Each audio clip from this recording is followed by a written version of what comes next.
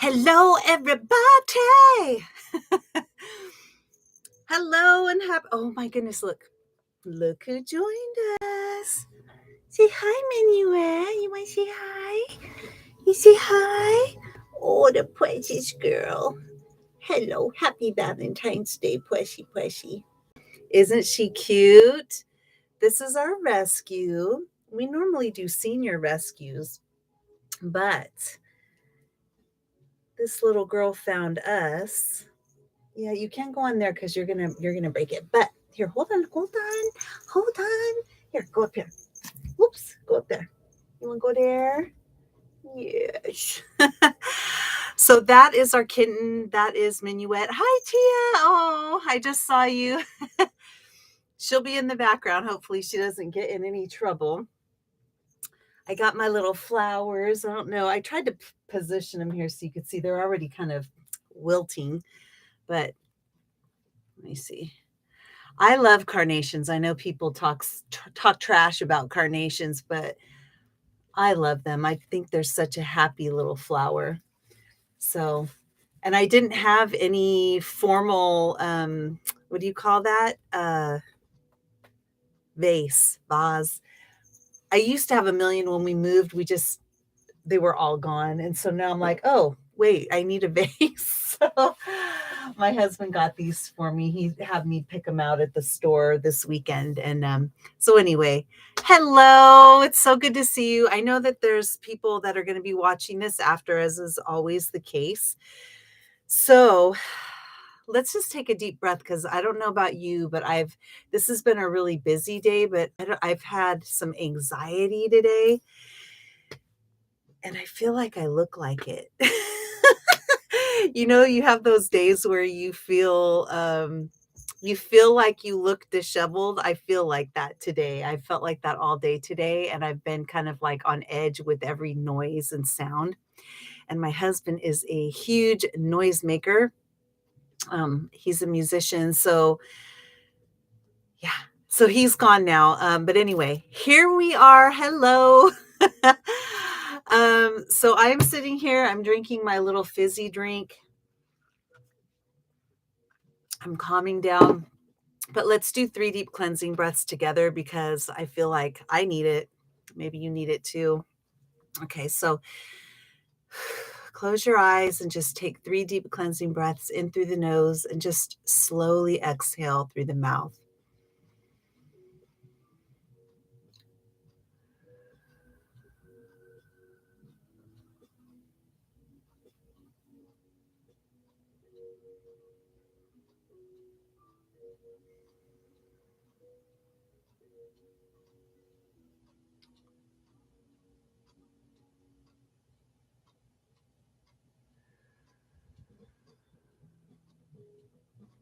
Okay, cool. I feel better. Do you?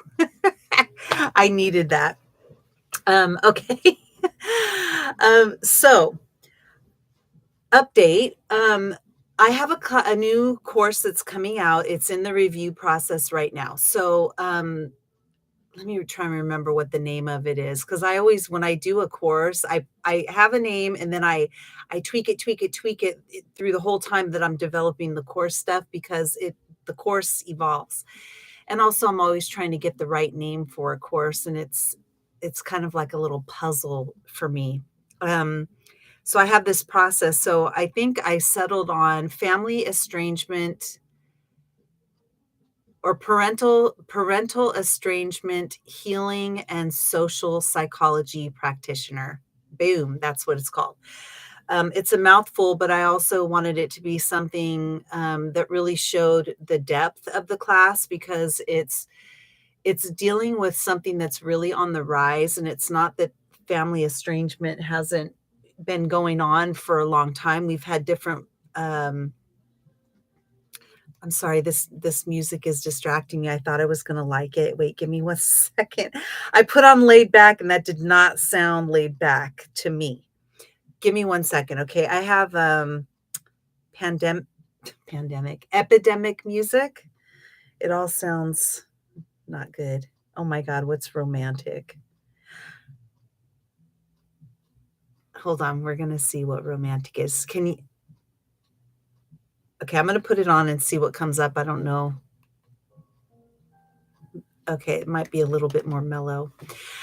Um, where was I? So this kind of estrangement has been around for a long time, and it's come in different ways. Like we're familiar with, parental issues where uh usually when it has to do with discrimination, right? Where you have parents that are maybe super religious and a child comes out and all of a sudden it's like, well, you either go through like this conversion therapy and don't be gay, or we can't have anything to do with you.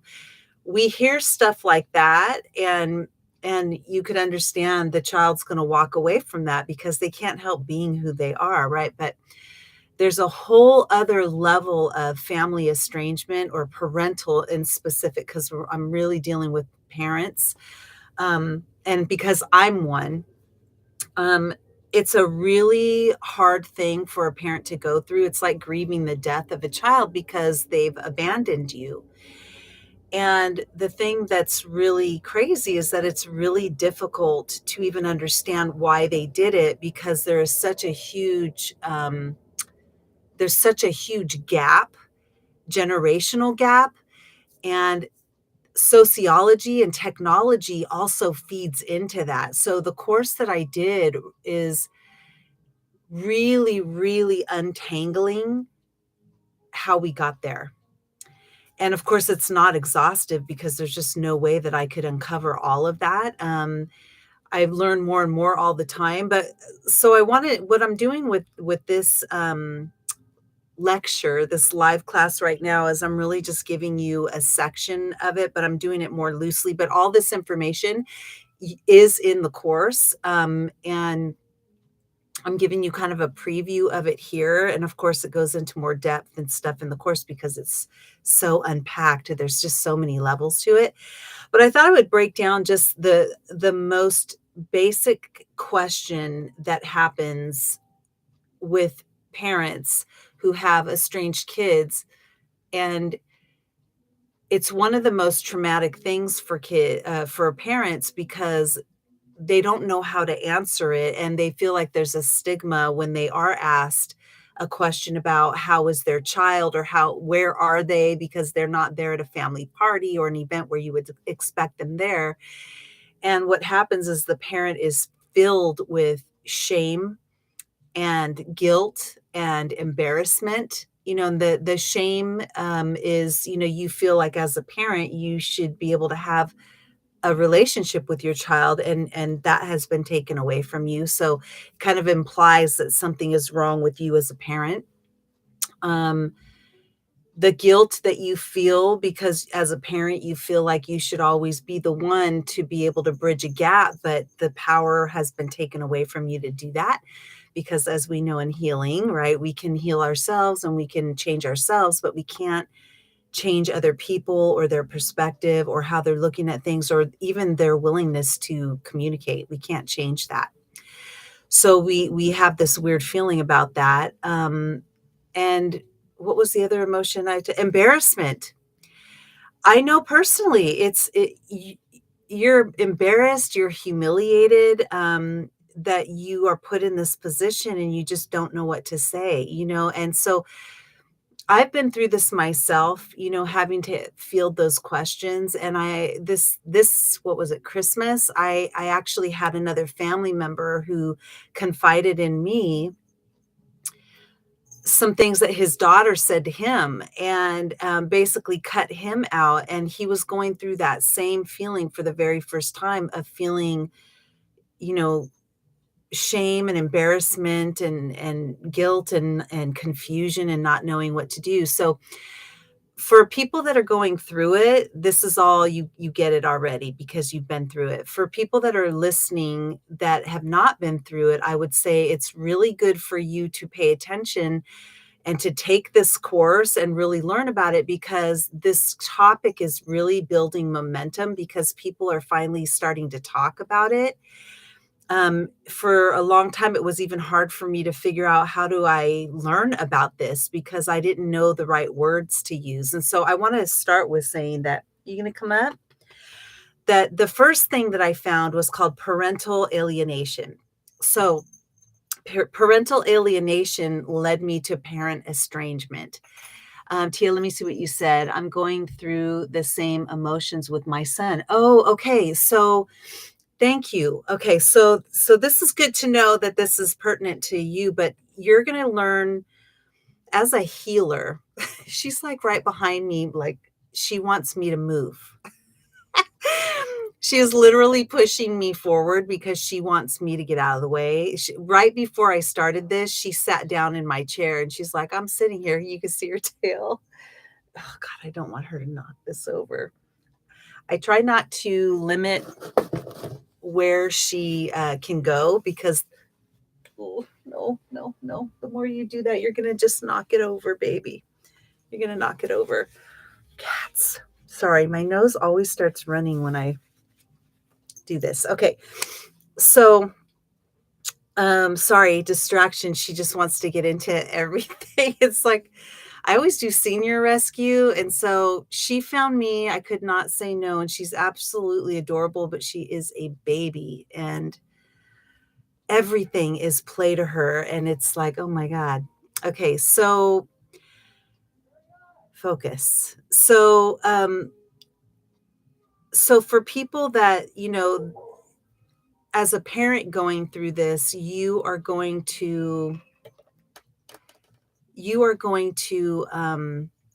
learn from this, and it's going to make you so much better at being able to help other people. And this is really important because this is something that's really happening to a lot of people. But the thing is they've been suffering silently. And, the only time that you really speak about it is when it's either with someone that already knows what's going on. I call the trusted advisor, or, it comes up when you're at a party. And even when you kind of think about how you're going to respond and answer that, you still kind of get caught off guard because you're not quite sure if what you're saying or doing is the right way to handle it. You just don't know because this is like foreign territory, right? So let's go into some statistics first about parental alienation. Most of the time, parental alienation, from all the research that I've done, really is talking about when there's a divorce. Okay. But a lot of the cases, and the ones that I'm teaching about primarily in my course, is when adult child has chosen to just cut you out, and there's different layers of that, right? Where they really alienate you completely, or they allow some conversation, but there's a lot of conflict going on and you just can't seem to connect. A lot of people are dealing with just out and out alienation or estrangement. But let's talk about parental alienation first. I have some statistics. So, parental alienation really has to do with when one parent is programming the child or children to hate the other parent. 14 to 15% of divorced parents will end in an alienation pattern. That's crazy. And that was directly from the therapist that I follow, Les Carter, he said he suspects that number is even higher. 68% of cases are moms alienating kids against dad, and 32% are dads alienating kids against mom.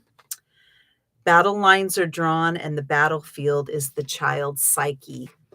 And that really says it all, right? So I know in my situation, what's really strange about this is that I had an absent parent, and I purposely made a conscious choice to never badmouth the other parent, because when you do that, you are actually really creating problems for the kid's psyche later on, or even during, because a kid's always going to want to know both their parents, and you're actually doing them a disservice and really hurting them by creating all this negativity around the other person, right? Um, and the person that ends up suffering ends up being the kid. In my case, I never did that. So when the parent came back in later years, like when they were all grown up, and they have the same father, the boys wanted to know who their dad was, and he was available now to have a relationship with. They explored that, and I encouraged it.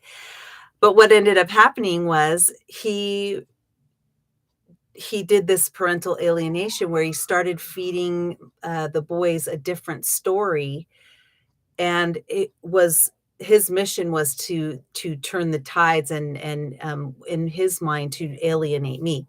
And meanwhile, he was the one that had problems and chose to stay away, and I was always available. He just wasn't there. So later on in life, this is what I've been dealing with now. So I've had my both my boys kind of go away and create all these issues. And then I had one that came back because he saw the flaws in his dad's story, and he came back, and the other one came back too, but then boy, he left again with a vengeance. And so it just is crazy, and in the class, I really unpack a lot of that story, so I'm not gonna spend time doing all of that here, but it is nuanced, it is complicated. There have been, so many changes in what I call the nuclear family, right? We used to rely on other outside sources for community and other things, and a lot of that stuff has gone away to where it all has become relied upon in the nuclear family to be all of these things, right? So it's really difficult, it's really complicated. So, I could go on forever about this, but this class right now, we're just gonna cover the topic of, what do you say and how do you prepare yourself when you're in situations where you're out and about and you have people that are gonna ask you about this. So the first thing is how to respond to questions about my adult child. So let me ask you this, have you already felt the feelings that I've talked about? Have you been in a situation where you've been with family or friends who know your son or know your child? But I'm talking directly to you, Tia. Where you've been put in a situation where you didn't quite know what to say? Like, let me know.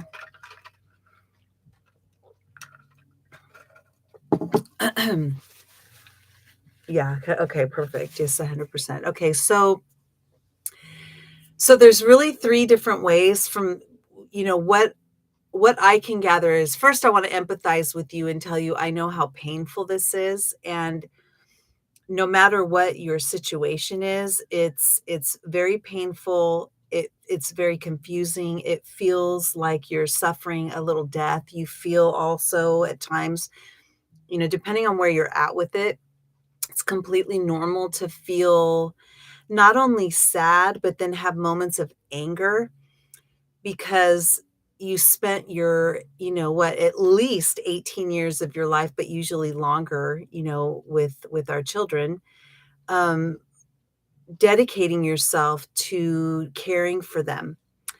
And it feels like such a betrayal when you could be um, discarded so easily and without, it feels like without much thought. And there's a lot that goes into that because through the process of me dealing with all of this stuff, I've learned so much about myself, and I've learned a lot of things that I was doing wrong that were contributing to the problem. And so, where the class is concerned, it's really more about self discovery and also about, you know, if you can open yourself up to sit in the seat of their perspective and realize that you don't have to defend yourself or how you were as a parent because you did the best that you could. You don't have to defend yourself, and you also don't have to agree. And you can have reconciliation even though you don't agree with their version of events. Um, you still can manage to bring that together, and there's things that we can learn about ourselves. And ultimately, at the end of all of this learning and education, is that it's about you. And what I found was, after all this soul searching and doing all of this work and learning so much and changing whatever I could change about myself and really looking at my parenting and how much of that was things that I believed in really truly and how much of it was stuff that I just kind of inherited and never really consciously made choices Well, I thought I did, but there's always these underlying things that, like entitlement. We feel like, respect your elders, you should always respect your elders. And that's an entitlement because nowadays kids don't believe that. They don't believe that they have to respect their elders. They have a whole different ballgame of what they believe in.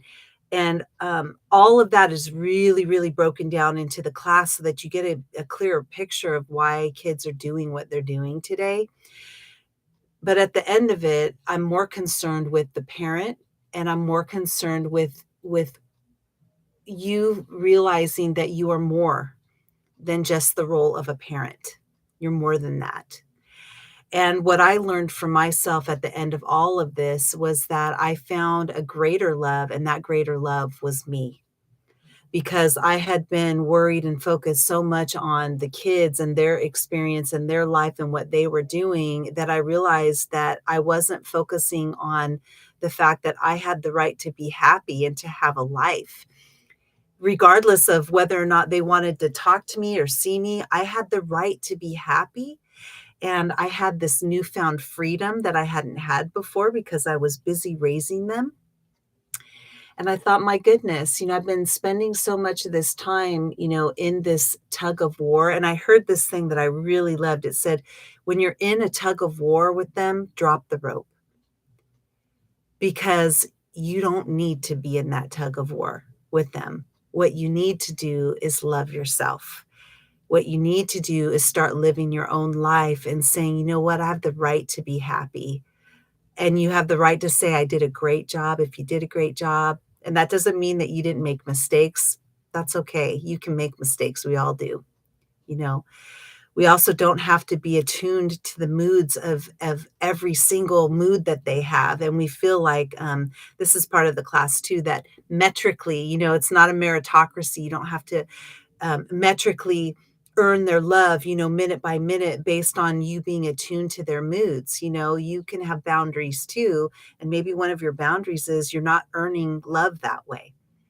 You're just not going to do that. And so as much as our kids could have boundaries, we can have boundaries too, but there's so much more nuance involved in that to not just go out and just, enforce your boundary. There's so many things in between that. But the ultimate reality is, to realize that you're more than the role of the parent. And if you don't hear anything else today, but you hear that and it just plants a seed, I want you to think about that. Okay. You spent your entire adult life raising your kids, and you deserve this moment in time where you can focus on yourself and what you want without the pressure and the shame and the guilt and all that other stuff. If we made mistakes, then we own them, right? And the problem that we run into a lot of times nowadays is that the kids are not even giving us the opportunity to do that because they're ghosting us. So they're blocking us on every way in which we would be able to talk to people. And this, there's a section in the class that talks really deeply about this and how it's really diminished the level of how people communicate, and that there's a difference between information and wisdom. And sometimes adult kids will think that because they are the generation that has more information, more access to information, that somehow, changes the dynamic to them being more knowing. But there is a difference between just having information at your fingertips and having wisdom. And wisdom comes with experience. And a lot of times, a lot of this behavior is coming out of a lack of experience. And nowadays, sadly, a lack of skill of how to communicate. So let's talk about there are the three ways in which you can respond. And you may have been already doing some of this, but this is just to point it out with a pinpoint, the very clear ways. Because to me, there's really only three ways and that you could handle a situation where you're sick and tired of feeling shame and embarrassment. And what do? What's the right way to communicate? Okay, so I'm just going to read these off to you and then maybe open it up a little bit. So the first one is explain the situation. Okay. This is not advised, as people rarely want to hear all the details. They were just being polite, right? So a lot of times we someone asks us, well, we've all had this happen, right? Like somebody asks you in passing, maybe you're at work and so you say, oh, hello, how's it going? And then all of a sudden someone took that as a sign to like dump all their problems, and they really go into this long thing. I think all of us have had that happen at least once in our life. And you're just sitting there going, how do I get out of this conversation? Okay. Well, we have to keep in mind that, because we're really raw and we're really sensitive to this, that people are asking the question, but they might not really want to know. And also we have a decision to make about how much we really want to tell the person. Okay. So sometimes they were just being polite, and also because there's a fine line in oversharing and story dumping, which, let's face it, makes us look like a lunatic. I don't advise this method myself, but some have said that they feel a greater sense of relief in letting it out. And I want to add, however, that people often feel good when they dump issues on others. Okay. So please be aware not to drain others of their energy because you just dumped all your problems on them and left them with left with their good energy. Don't become an energy vampire. So in doing some research, there's, these forums, these chat forums, there's people that said, I'm just honest. And um, I just decided to start saying what's really going on and telling people, when they ask me. And so part of this is, yeah, you're not a dumper. That's good. And a lot of times, a lot of, healers and energy workers, we understand energy dumping and what you're not supposed to do. But we might get caught in doing that sometimes because we're not sure how to deal with it. There's also that thing, if, I think, Tia, you and other people who might listen to this later, you've taken my alternative healing therapist and practitioner course. And one of the things I talk about in that course is pearls before swine, meaning that, you're the pearl. Swine are pigs, and they like to roll in mud. And, the Cliff Notes version of that is, if your story is valuable, why would you just throw it in mud? Or give it to people who are just gonna throw it in the mud, right? Because they don't have a value on it. And so part of this process of, telling your story to people is, telling a trusted advisor. And what that means is telling a person who already knows the backstory. If they don't know the backstory, they don't need to know the story of what's going on, because you would have already told someone important to you. If it's family, not all family is the same level of closeness, right? So you don't need to tell everybody. You can decide what you're going to tell and what you're not going to tell. And so that there's that, coupled with just, not dumping your entire story, because when you tell all your story, chances are you're telling it to people that really don't deserve to hear all of that or to know you in that intimate of a way. So be cautioned on that. And then the other thing is just, even if you do, really, if they don't know the story before and this person really cares about you, make sure they really want to hear the story. Or, I always say if you were really close with someone, they would already know the kind of the intro and the lead up to that. So it would only be telling them the snippet of the most recent update. Let me check the notes here. Yes. Okay.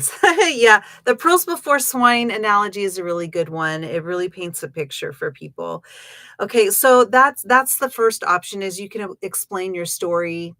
Again, my recommendation is, if you're going to explain the story, audit who you're explaining it to, and only explain it to people who already know the backstory. So you're really only updating those people. If those people don't know the story and you're about to like say all of it, really make sure that this is someone that cares about you and that you really value to know your story, because your story has value. It's precious, and not everybody, even family, deserves to hear all of that. Okay. So the second thing you could do is you could lie. You could say how great they are, and you could make up stories about how peachy the relationship is, and you could make up a reason why they're not there, or, oh, they're so busy and successful at work. And you could do all that. You could lie. I mean, it's endless. You could say whatever you want and lie about it if you want to. But I caution you on doing that, because if you are a good and righteous person, which, let's face it, most of you are, if you're even listening to this, or you're a healer and you're in the healing arts in some way, or in service to mankind in some way, you have special values, and you want to be in harmony with the values of, that you've set for yourself. And even though you're in a tricky situation, you don't, and maybe you're caught off guard, which, hopefully after this you won't be. Um, you can make up all kinds of lies, but I caution you, because yeah, it'll get you through that moment, but you'll feel horrible in the moment while you're doing it. And you'll also feel horrible after, because you've compromised your own beliefs for what? For someone who just tossed you aside, and that will just make you feel even worse than how you're already feeling. So I'm not advising you to do that.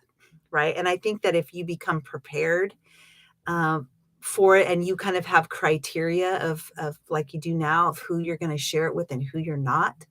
And I'm going to give you some things that will sound very kind of, uh, they might even sound flippant of how you can respond, but sometimes you want to sound that way because you don't want to encourage people to ask you more questions. Okay, so the third part, and this is longer, I'm going to give you more information on this, is self-reconciliation and peace. You can choose self-reconciliation and peace. Okay. This is a method I advise because its home is self-love, reconciliation, and peace.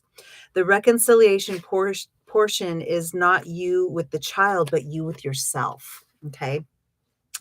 You're being reminded of who you are without the identity of the parent role. Okay. Who are you as a person if having an adult child in your life is not an option? You have to think about that before you go into a situation where you're going to get asked about the child because they're absent. Who are you without that role? A lot of us, before being estranged, we didn't really think about that. It was like not a conscious thing that we had to really think about. But this situation forces you to think about who you are if you're not a parent. Who are you if you're not in the role of parent, being parenty, right? You have to think of that. Um, there are a few comments you can say that are honest, closed, not encouraging additional conversation, and righteous with character, which is staying in harmony with who you are while leading yourself out of the darkness of the situation. Always lead with a positive. Okay. If there is another parent in partnership with you, use the word we, right? Because a lot of times we feel so alone. And I do this because my husband, even though he's the stepfather, he was there for a lot of it, in their younger years, preteen, he was there. And a lot of times when I'm talking, I'll be saying I'll be experiencing it and expressing it from an I point of view, when really it's we. Because even though he doesn't talk as much about it, he feels the same sense of betrayal. And so remember that if you are a we, if it's you and another parent that are going through this, that when you're talking to someone that you trust, that you want to share that with, that you use the words we, so that it assumes that there's a partnership in this, that it's happened to both of you, not just you. Because part of the shame is you start to feel like, it's something's wrong with me because my child decided to be estranged from me and have no contact with me. Whereas when you talk about it, both parents being estranged, if that's the case, when you say we, it has a different connotation, then you start to go, oh, both parents, the person's looking at that going, gosh, that's horrible, that happened. And it just plants in their mind that there's more to that story. Okay, then let's see. It shows, saying we also shows a unity amongst the parents that are being estranged. Okay. So now I have little, offshoots to this. So I so this these are some quotes of what you can say. I haven't looked at this for a little while, so let me look at it for a second. So if someone says, "Oh, where's," I'll just give an example, of Christmas time. "Oh, where's so and so?" Your kid. I don't want to say the kid's name, but where is so and so? And I say, I or we, right? This is what you would literally say. We haven't spoken to him today. We've given him roots and now we're giving him wings. I love that saying. I don't know where he is, but I've given him roots and now I'm giving him wings. Or I don't know where he is right now. We've given him roots and now we're giving him wings. Stay present and focus on today and not like the entirety of your your past and all of that. And that's the key is the person is asking you about today.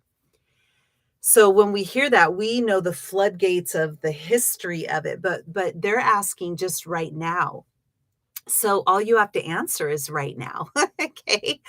So you can literally say, I don't know, and if it's family members, they kind of know that the they're supposed to be there. They should be there. So they're going to imply that there's something going on. But when you say, I don't know, we've given him roots, now we're giving him wings, wherever he is, he's loved.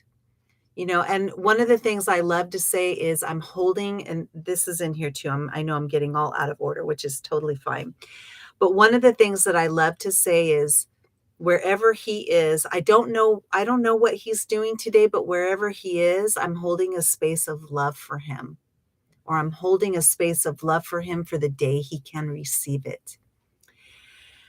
And usually that's for the day he can receive it is people that really understand what's going on, and they know the profoundness of the situation. It's more flippant to say, we don't know, but wherever he is, we've given him roots and now we're giving him wings.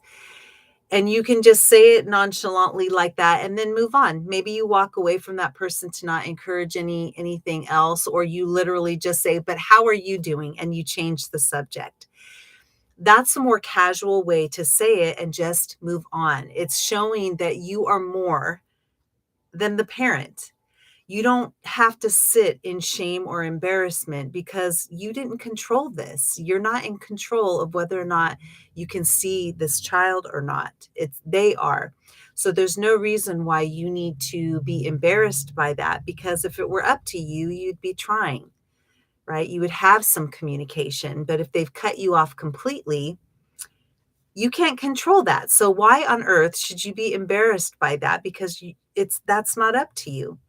So saying the more casual way to just kind of say what you have to say, and then, you know, redirect that conversation with a question, which is, how are you doing? Or you could ask about their kids, or maybe their kids are there and you can say, I can see so and so's doing great. You redirect that question. Okay. Um, the deeper question is, you could answer to be more honest and have a deeper conversation with someone who already knows the story is, I'm not sure. I haven't talked to him today. But wherever he is, I'm holding a space of love for him for the day he can receive it. He, she, fill in the blank. I say that a lot. I would wake up and be in pain every day, because I was so hurt and didn't understand. I understand so much more now, but there's still so much I don't understand. But I would wake up feeling grief, like just feeling so much pain over that loss. And I came up with that saying that I love my son so much, and I'm going to hold a space of love for him for the day he can receive it. Because I think part of the problem is we have all this love and we have nowhere to put it. And that's painful. That realization is painful.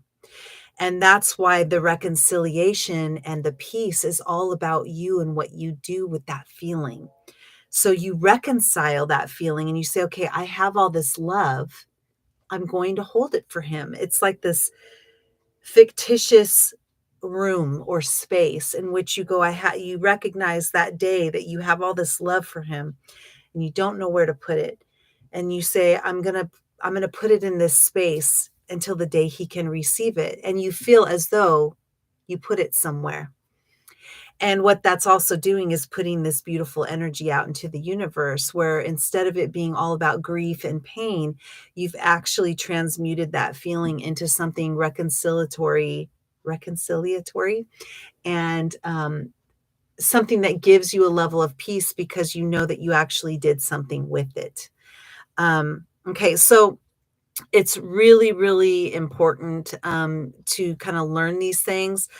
I don't know if no, I haven't done it yet. I am going to attach in the, I'm going to attach the PDF to this. It's in the course, of course, but the course, of course, it's in the course that is hopefully going to be approved by tomorrow, and then you guys will hear it first. That, of course, when I get the approval for that, I'm hoping tomorrow I'm going to do a big sale on all POBO courses so that I could also offer that for sale tomorrow. But I have to wait for the approval and stuff. So that'll happen sometime, hopefully tomorrow if they get back to me. But for sure in the next day or two. And this will also be in the course, but as a member, I'm going to attach this PDF for you on the Greater Love page on the private web pages for you guys. I'll attach that PDF so that you have it, and you can actually go into it later tonight and print it up if you want. I'll upload that as soon as I'm done here. Okay, so I have one other thing on here. I'm not sure what he's doing today, but I'm sending him love while he's doing it. Okay, or we're not sure what he's doing today, but we're sending him love while he's doing it. That's another thing that it's neutral. You don't know one way or another if that means there's conflict or he's just doing something else. Did you hear my stomach growl right now?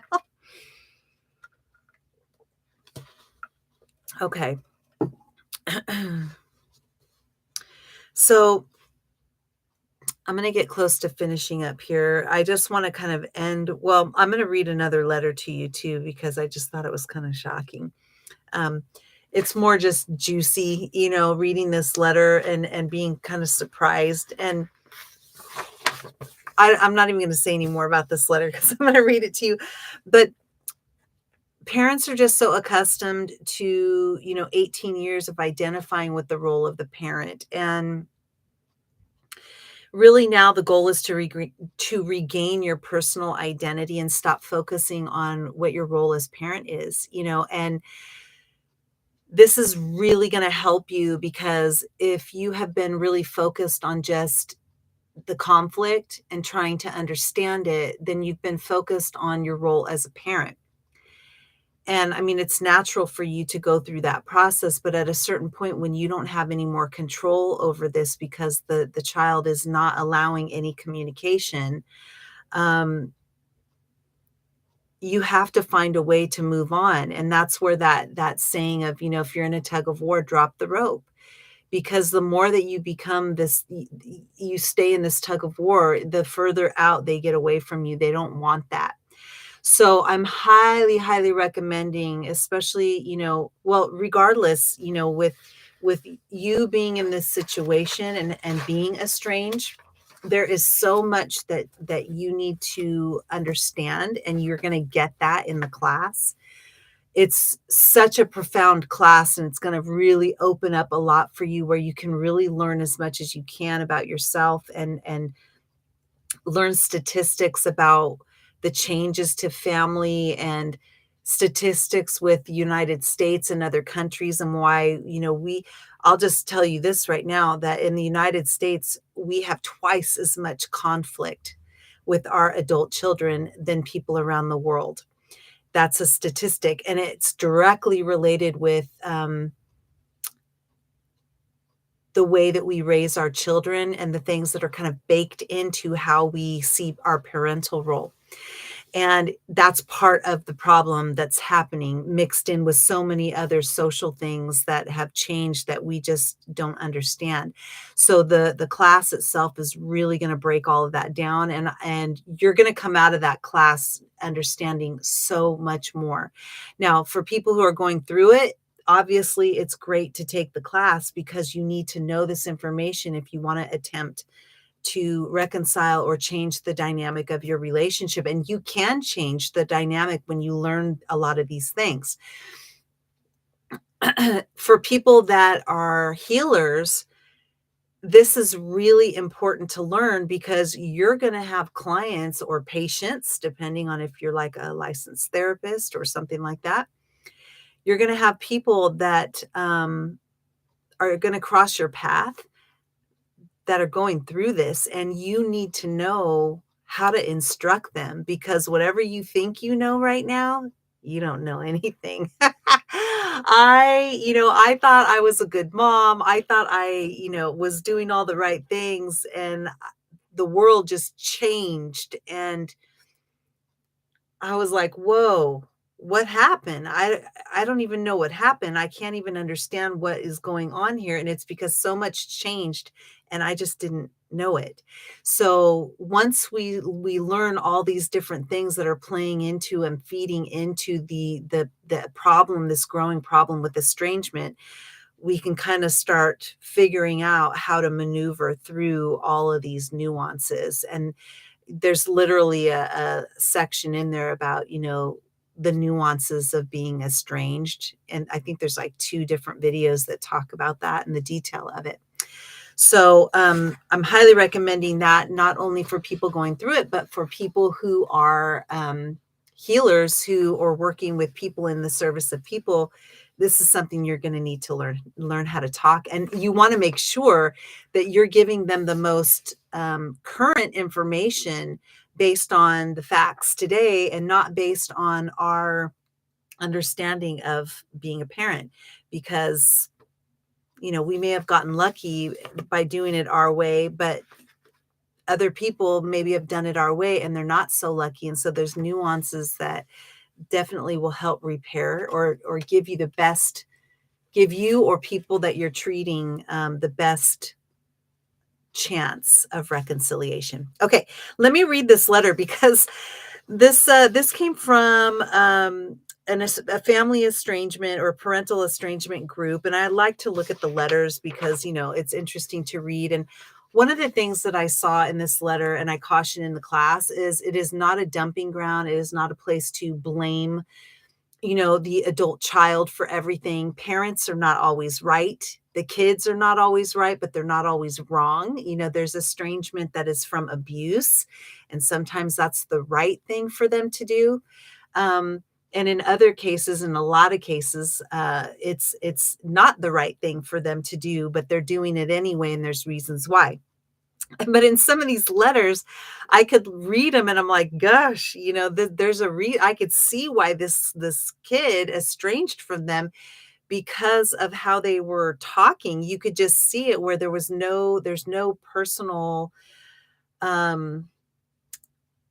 there's no empathy, or there's no willing to budge, or there's no willing to sit in this perspective and see it from their point of view, because there's all sorts of parental entitlements. I don't have to change anything or look at myself or listen to you because you're the kid and I'm the parent. And that just does not work in estrangement. If you're trying to reconcile, you can be that way, but you're not going to reconcile that way.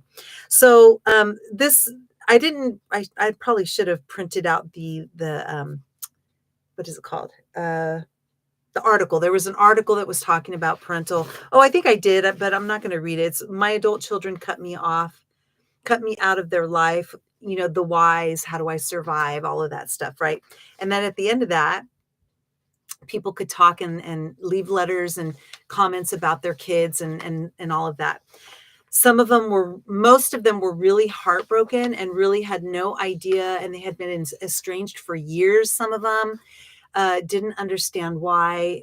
A lot of people felt really clueless as to why it was happening, which is why having courses explaining, at least attempting to explain where the child is coming from and why they're doing it. It doesn't mean it's right that they're doing it, but to understand the perspective and kind of the movement of these younger generations and why they're doing it is really important if you're going to be able to have any chance of reconciliation. So anyway, let me read this letter. So she read this, obviously this person read this article that was all about, the whys it happens, how to survive. I'm trying to see. Let me see what other topics were in here. A kind word of advice, and saying, look for abandonment, support, find your source of joy and courage, take control of your thoughts. All of these things are self-love, everything that's all in my course too. But these are some of the things that were in this article. So one of the people comments and it says, isn't the whole point of raising kids to be independent, self-directed, productive members of society? Why take on the burden of the term estrangement as a personal loss? You did your job. They obviously are independent and self-directed. Yeah, it's uncomfortable to acknowledge that as adults, they choose something you don't like. It's their journey. They are living it and will live it with their choices. I think of my great grandparents who encouraged all of their children to hop on ships to America, knowing full well they would never see them again or talk to them again. Interestingly, they kept up to date through mail. Words form others and an occasional picture. No guilt, no blame, no remorse or self-questioning. I have 2 sons I have not seen or heard from in 10 years. If anyone asks me how the kids are, all is well is my answer. I can assume that because no one has knocked on my door to inform me they are dead. What? Okay, you tell me, does that sound harsh or not? Oh my God. I read that and I was like, wow, okay, well, self-centered, um, cold, uncaring, um, no longing to see their child, and maybe this is a defense mechanism where this person has become so cold to it, but there's no signs of anything that was read here, of the person feeling bad about it. I know, right? It's a crazy letter and very cold. Um, if they've been dealing with that feeling for 10 years, chances are they have become so defensive over it that they just kind of settled into this, I don't care, I did my job and I moved on. And the denial of saying all is well goes back into, there's 3 ways, 3 ways you could answer the questions. And one of them is to lie. All is well is a lie. You can say it, yes, but all is not well if your kids are not talking to you, because family is a form of community that sticks together. And we really benefit as humans. We thrive in community. I just heard this study the other day, that there's like an 83-year-old study where these people were followed around for 83 years. They had check-ins, all of this stuff. Like they had a very set regimen of follow-up with these people. And these all were people that chose to be in this study. And it was going to be like an, almost 100-year study, right? As long as you can study people as long as they live, right? But within 100 years. And so this year they were on their 83rd year. So what they found, which was really interesting, is that all these other things that people thought would make people happy, money, having stuff, being, from a well-to-do family, what they found was it didn't matter if you were raised poor, it didn't matter if you were raised rich, if you had stuff, you don't have stuff. What they found was the key to happiness was that people had harmonious relationships. That was the key to happiness and a long life. And the interesting thing is that the people that were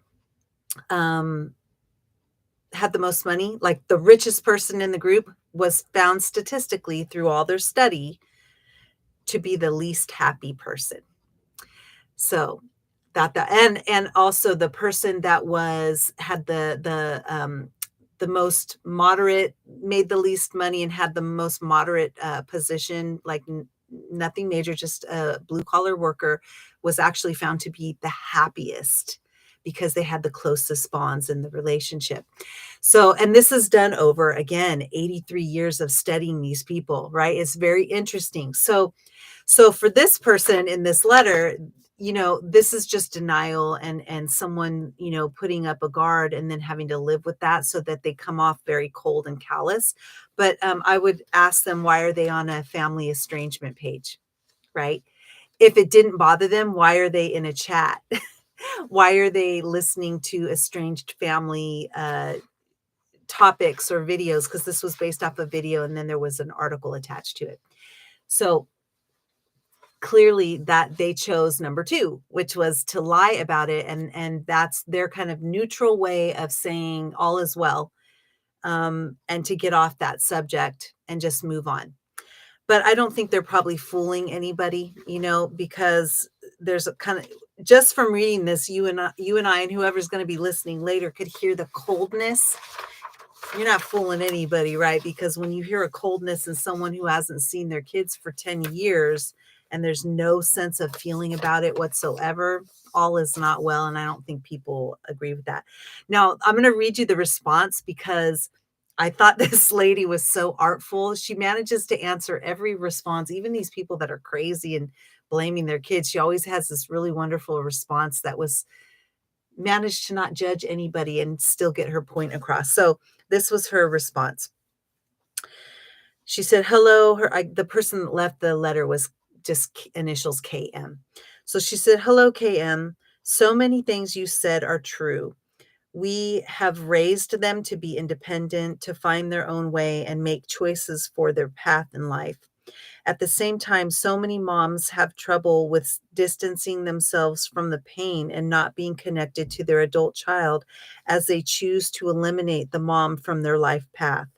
The purpose of this writing is to reach those women who struggle and help them deal with the estrangement. I liked your all is well answer, which may help others who find it helpful. So I loved her answer because she just was like, yeah, there's kernels of truth. Whenever someone's trying to gaslight you, they're always going to put a kernel of truth in there so it seems more believable. But for things I already just said, the kernels of truth were, we raise them to be functional, independent children. And that part of it, yeah, that's great. But we also taught them to be loving and to be respectful. And we taught them that, family was important. And that's the part that hurts because it's like, what could I have possibly done to have you stray from that portion of what I taught you? Family is very important. We do better, and it's statistic. It's people live longer and have happier lives when we are all at peace and harmony in our personal relationships. Okay. And there may be times in our relationships where we've done all the above, and I'm talking about really going for it and learning all that you can and pulling out all the stops and doing the hard work. And at the end of all that, you still are unable to have a relationship with your adult child because that's what they choose.